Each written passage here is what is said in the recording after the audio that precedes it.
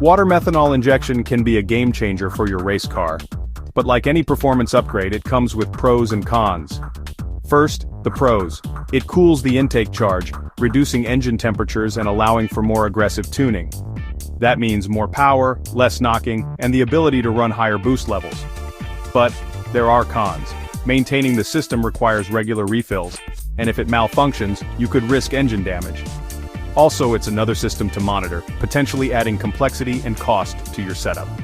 Water meth injection, power boost with a few trade-offs. Weigh the benefits before you race.